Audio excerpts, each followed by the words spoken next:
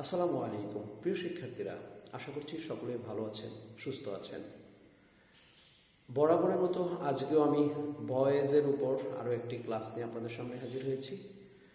আজকে আমরা ভয়েসের উপর যে স্ট্রাকচারগুলো বা যে স্ট্রাকচারটি দেখব সেটি হচ্ছে মোডাল অক্সিলারি ভার্ব থাকলে আমরা কিভাবে প্যাসিভ থেকে অ্যাক্টিভ এবং অ্যাক্টিভ থেকে প্যাসিভ ভয়েসে রূপান্তর করব, সেই বিষয়টি নিয়ে বা সেই বিষয়গুলো নিয়ে আজকে আমি আপনাদের সামনে হাজির হয়েছি।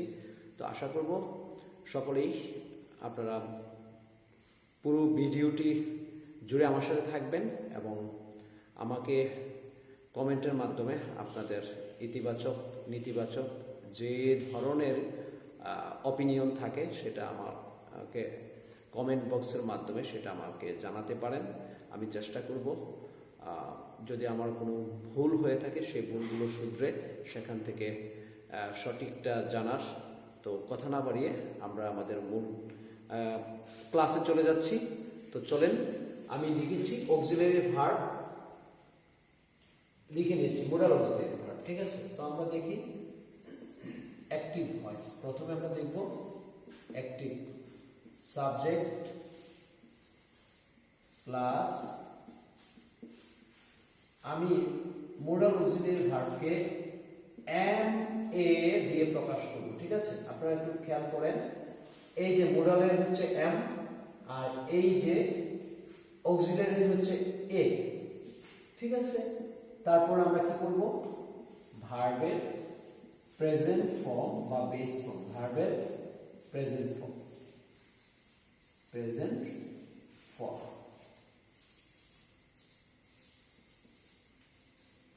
প্লাস অবজেক্ট অথবা এক্সটেনশন। তো পাশাপাশি আমরা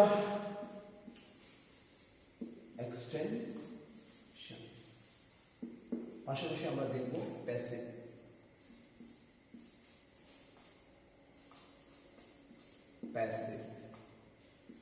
subject plus M A plus B,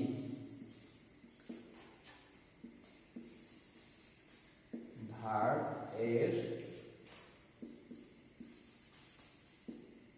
PP form, past participle form, ঠিক আছে, PP form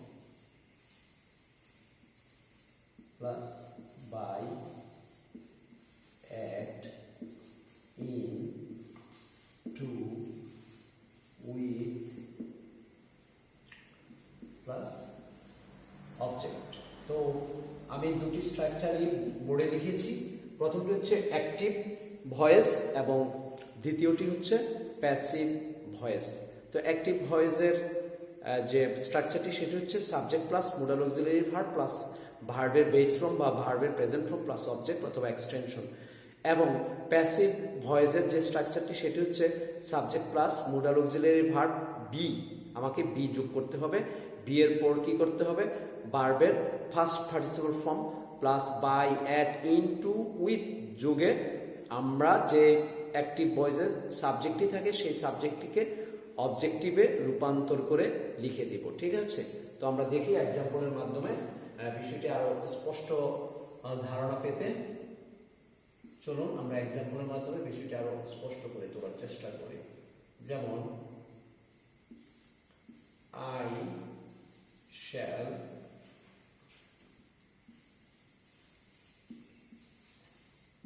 attend the class. I shall attend the class। এখানে the class হচ্ছে অবজেক্ট, attend হচ্ছে ভার্ব, I হচ্ছে সাবজেক্ট। আমরা the class কি করব, সাবজেক্ট করব। এর সাথে আমরা উইল বসিয়ে দেব, will be attend by me, ঠিক আছে। তাহলে এখানে প্রশ্ন জাগতে পারে যে আয়ের সাথে শ্যাল বসিয়েছি বা আমরা আয়ের সাথে শ্যাল দেখতে পাচ্ছি, কিন্তু দা ক্লাসের সাথে আমরা উইল বসালাম কেন? এখানে আমাদের জেনে রাখা ভালো যে যদি সাবজেক্ট পারসন, অর্থাৎ ফার্স্ট পারসন যদি হয় আমরা সেই ক্ষেত্রে শ্যাল বসাবো। এখন শ্যালের ব্যবহারটা আসলে ওইভাবে হয় না, সব জায়গায় আমরা দেখতে পাই উইলের ব্যবহারটাই সর্বাধিকভাবে এখন ব্যবহৃত হয় বা সব জায়গায় ব্যবহৃত হয়, শ্যালের ব্যবহারটা অতটা দেখা যায় না। তো আমরা শ্যাল দিয়েও সেন্টেন্স মেক করতে পারি। I shall attend the class, এই সেন্টেন্সটিকে বা এই ভয়েসটিকে প্যাসিভ করার সময় আমরা যে স্ট্রাকচারটি অনুসরণ করেছি সেটি হচ্ছে নিচের। প্রথমে আমরা কি করেছি, এই যে ক্লাস, এই ক্লাসটাকে আমরা সাবজেক্ট করেছি দি ক্লাস, তারপর আমরা উইল বি বসিয়েছি, অর্থাৎ আমাদের স্ট্রাকচার অনুযায়ী modal auxiliary verb plus be বসিয়েছি, মানে বি লিখতে হবে। তাহলে আমরা এই শ্যালের পরিবর্তে এখানে আসছে উইলের পরে আমরা বি বসালাম, দিয়ে লিখলাম, লেখার পরে আমরা অ্যাটেন্ড, অর্থাৎ এই যে অ্যাটেন্ড রয়েছে এটা past participle form attend, by যোগে আমরা এই যে সাবজেক্ট আই অবজেক্ট লিখে দিয়েছি। ঠিক আছে, তো আমরা এখন দেখব কিভাবে প্যাসিভ থেকে আমরা অ্যাক্টিভ করব। হি উইল বি পানিশ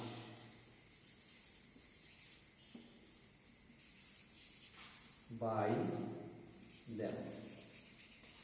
আমরা যদি এই প্যাসিভ ভয়েসটাকে অ্যাক্টিভ করি, আমরা দ্যামের সাবজেক্ট প্রথমে লিখতে হবে। দ্যামের সাবজেক্ট হচ্ছে দে, দ্যামের সাবজেক্ট আমরা কি করেছি দে, দের সাথে অক্সিলারি ভার্ব উইল, উইলের পর ভার্বের প্রেজেন্ট ফর্ম বা base form punish, they will punish, তারপর কি করতে হবে, এই যে সাবজেক্ট, এই সাবজেক্টটাকে অবজেক্ট হিসাবে লিখতে হবে। তাহলে কি দাঁড়ালো, দে উইল পানিশ হিম।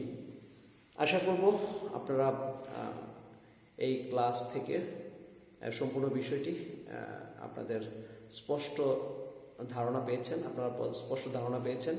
তো পরবর্তী ক্লাসের শুভেচ্ছা জানিয়ে আজকে এখানে শেষ করছি। আল্লাহ হাফিজ।